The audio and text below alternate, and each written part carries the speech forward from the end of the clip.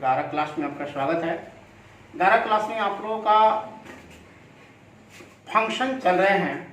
Function में एक lecture आप लोगों को बताया, उसमें फंक्शन फलन क्या है, उसका डोमेन और रेंज आप लोगों को समझाया, किस तरह डोमेन और रेंज, जिस तरह रिलेशन में डोमेन और रेंज निकालते हैं उसी तरह फलन में भी, फंक्शन में भी डोमेन और रेंज निकालने का प्रयास। ठीक है, तो आते हैं कुछ परिभाषाएं हैं, यानी कह सकते हैं फंक्शन के कुछ प्रकार हैं। ठीक है, जो आप लोगों को 11 क्लास में यूज नहीं है, इसका यूज है स्टूडेंट 12 क्लास में। स्पेशली ये जो भी बताएंगे ये 12 क्लास के लिए ही बताएंगे। ठीक है, क्योंकि इसका यूज 11 में ना होकर किसमें है, 12 में है। बहुत 11 क्लास में थोड़ा सा यूज है, 12 क्लास में इसका बहुत है। जब आप सेट पढ़िएगा तो सेट में जब 12 क्लास में सेट चालू करेंगे उसमें इस चैप्टर का जो पढ़ा रहे हैं परिभाषा सबका यूज होगा। तो चलिए आते हैं अचर फलन कांस्टेंट फंक्शन। यदि किसी फंक्शन के रेंज में एक ही अवयव हो तो फंक्शन एफ क्या होता है, अचर फलन का होता है। याद रखिए कि क्या कह रहा है कि यदि किसी फंक्शन के रेंज में एक ही अवयव हो तो फंक्शन एफ एक अचर फलन कहलाता है। एफ ऐसा है कि आर से आर में एक फलन है। एफ आर से आर, आर के मतलब यहाँ रियल नंबर क्या होता है, आर के मतलब रियल नंबर वास्तविक संख्या। एफ एक्स बराबर सी, सी क्या होता है, कांस्टेंट, यानी कांस्टेंट। जैसे एफ एक्स का मतलब ये भी आपको समझना है, ध्यान रखिएगा। एफ एक्स जहां बात आई समझिए वाई है, क्या है वाई। एफ एक्स लिखिए या उसे वाई लिखिए। ठीक है, जहां जरूरत है उसे वाई भी लिख सकते। तो सी के मान कांस्टेंट लेना है, 2 3 4 5 6 7 8 9 प्लस में या माइनस में कोई भी कांस्टेंट राशि बॉटम में भी हो सकती है। ठीक है, क्योंकि रियल नंबर आपको दिया हुआ है। तो चलिए स्टूडेंट एग्जांपल लेते हैं हम।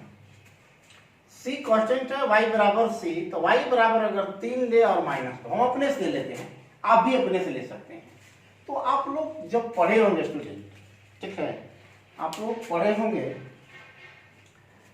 ग्राफ खींचने के लिए। ठीक है, तो इस स्थिति में देखिए यहाँ पर क्या है, x बराबर y बराबर 3 है, तो 3 यहाँ है, तो इसका ग्राफ ही नहीं होगा, नहीं होगा। 10 क्लास में ही इस चीज को पढ़ेंगे। y बराबर -2 लिए स्टूडेंट, क्या लिए हैं, -2, यहाँ -2 होगा। अगर y बराबर 4 होता है स्टूडेंट, तो यहाँ से ऐसे ले जाते ग्राफ, ठीक है ना। तो ये जो होता है कांस्टेंट फलन एक्स अक्ष के समानांतर होता है। ठीक है, अब आते हैं शून्य फलन। शून्य फलन यानी zero function. Function F R से आर में परिभाषित है। जीरो फंक्शन कहलाता है यदि एफ एक्स बराबर का हो 0 और वाई का मान का हो 0। क्या हो जाए, अगर वाई के मान 0 हो जाए या एफ एक्स के मान 0 हो जाए तो हम उसे कहेंगे क्या, जो फंक्शन है उसे जीरो फंक्शन बोलेंगे। ठीक है, जीरो फंक्शन का आलेख एक्स अक्ष होता है। क्या होता है, बस इसे ध्यान रखना है कि जीरो फंक्शन एक्स के मान वाई के मान का हो जाएगा 0। तो उस स्थिति में क्योंकि वाई जब देखिए ग्राफ हम खींचेंगे, इसके लिए स्टूडेंट ध्यान समझिएगा, अगर 0 है तो 0 के लिए ग्राफ यही से नहीं जाएगा स्टूडेंट, या नहीं जाएगा।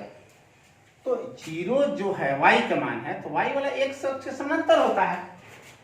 y बराबर अगर कोई दिया है कांस्टेंट है तो x अक्ष से समांतर जाएगा, और लेकिन 0 है तो x से अक्ष पर जाएगा। इसलिए यहाँ पर हम स्टूडेंट बोलेंगे कि जीरो फंक्शन का आलेख जो होगा किसका होता है, x अक्ष होता है। ठीक है, चलिए इसके बाद आता है तत्सम फलन आइडेंटिटी फंक्शन।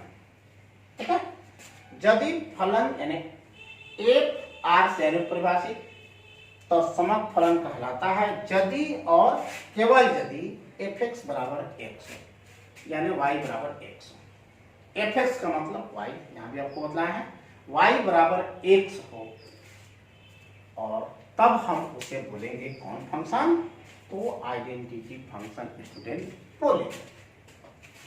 तो मेरे पास एफ एक्स बराबर स्टूडेंट क्या है, तो एक्स है, यानी वाई बराबर स्टूडेंट एक्स है।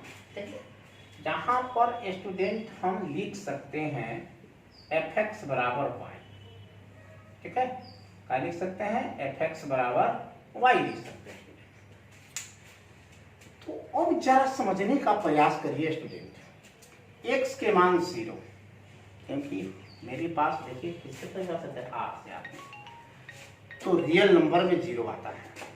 आप रियल नंबर में प्लस माइनस 0 जो भी इच्छा हो मान रख सकते हैं, ठीक है, लेकिन जब बाटा में 100 तो उस स्थिति में हम 0 नहीं रख सकते हैं, और रूट में माइनस आए ऐसी संख्या भी हम लोग नहीं रख सकते हैं। खैर वैसी नमत नहीं, क्योंकि मेरे पास ये कौन फंक्शन है स्टूडेंट, तो आइडेंटिटी फंक्शन है। आइडेंटिटी फंक्शन का रूप होता है क्या, एफ एक्स बराबर एक्स, अर्थात वाई बराबर एक्स।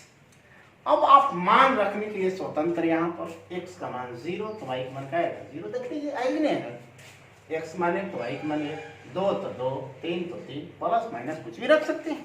अगर 0 -1 तो -1, -2 तो -2, -3 तो -3, क्योंकि रियल नंबर दिया हुआ है यहाँ पर स्पष्ट देखिए, रियल नंबर या रियल नंबर, ठीक है। इस चीज को थोड़ा सा देखिए समझाना भूल गए, तो इसको पढ़ते हैं फॉर ऑल, इस चीज का चिन्ह है फॉर ऑल। फॉर ऑल मतलब सभी एक्स सदस्य यार, एक्स का जो भी मान हो वो किसका होना चाहिए, रियल नंबर के फैमिली से होनी चाहिए। यहाँ पर लिख दिए क्या है, ये फॉर ऑल, इसको पढ़ते हैं, ठीक है। तो अब जरा देखें, यहाँ पर रूट भी रख सकते हैं, तो हम वैसे मान रखेंगे जिसका हम ग्राफ खींच लें। अब रूट रखें तो फिर उसको माइनस में ले जाना होगा, बटा में रखें फिर उसको ले जाना होगा दशमलव में, तो थोड़ा ग्राफ खींचने में तकलीफ होगी। तो हम इस मान को सुविधा अनुसार हम पूर्णांक संख्या ही रखें, ठीक है। आप कोई भी मान रखने के लिए यहाँ पर स्वतंत्र है, याद रखिए जो मान रख रहे हैं वही आंसर मिलेगा। किसके लिए, आइडेंटिटी फंक्शन के लिए, जो रखे वही रिजल्ट मिलेगा, ठीक। तो स्टूडेंट उस स्थिति में इसका ग्राफ देखिए, यहाँ पर ये ग्राफ आप समझ रहे हैं, 10 क्लास में पढ़े होंगे।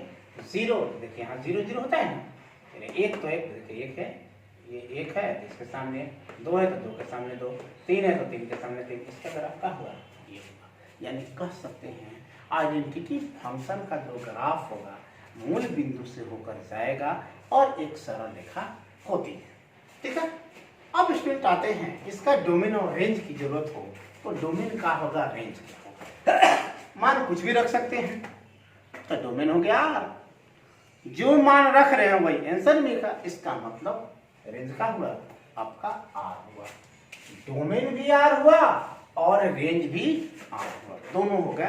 क्यों, क्योंकि जो मान रखते हैं उसके डोमेन, जो रिजल्ट मिलता है, जो आंसर मिलता है उसको हम बोलते हैं रेंज बोलते हैं, ठीक है। तो मान रखने के लिए हम स्वतंत्र है, कोई भी मान रखेंगे, कोई भी मान रख रहे हैं, कहां से रखेंगे, तो रियल नंबर की फैमिली से रखेंगे, क्योंकि यहाँ परिभाषा में ही दे दिया है क्या, आर से आगे ये परिभाषा में R2 R में फंक्शन है, ठीक है। तो हम जो मान रखें वही आंसर मिला, इसका मतलब डोमेन भी है और रेंज भी, ठीक है। अब आते हैं स्टूडेंट मापांक फलन मॉडुलस फंक्शन, मॉडुलस आप लोग पढ़े होंगे मॉड वाले, ठीक है। फंक्शन एफ आर से आर, ये भी रियल नंबर की फैमिली में देना है, ठीक है। मॉडुलस फंक्शन कहलाता है यदि एफ एक्स बराबर मोड एक्स हो, अर्थात एफ एक्स बराबर माइनस एक्स, कब, जब एक्स के मान 0 से छोटा हो तो उस स्थिति में माइनस एक्स, 0 से बड़ा हो उस स्थिति में स्टूडेंट प्लस एक्स होगा, ठीक है। अब आते हैं स्टूडेंट, अगर मान रखना चाहें तो देखिए क्या होगा, मेरे पास मोड एक्स है, यहाँ समझिएगा, x के मान 0 तो भी 0, 1 तो भी 1, लेकिन जब भी -1 रखें तो मॉडुलस माइनस को प्लस बनाता है स्टूडेंट, ठीक है, +1 निकला, -2 तो +2 निकला, +3 तो +3 निकलेगा, -3 तो +3 निकला। जरा इसका स्टूडेंट हम ग्राफ देखते हैं कि इसका ग्राफ क्या होगा, ठीक है। इसका ग्राफ क्या होगा स्टूडेंट, तो जरा देखिए 0 0 तो यहाँ होता है स्टूडेंट 0 0 होगा ना, 0 0 चलिए 1 1 देखिए 1 1 यहाँ होंगे आपके 1 1 2 -1 और 1 इन है, -1 और 1, -1 और 1 यहाँ हो जाएगा ठीक सामने, -1 और 1 होगा। चलिए फिर क्या है, -2 और 2 होगा, तो -2 और 2 होगा, ठीक इसके सामने होगा इसमें -2 और 2 हो गया।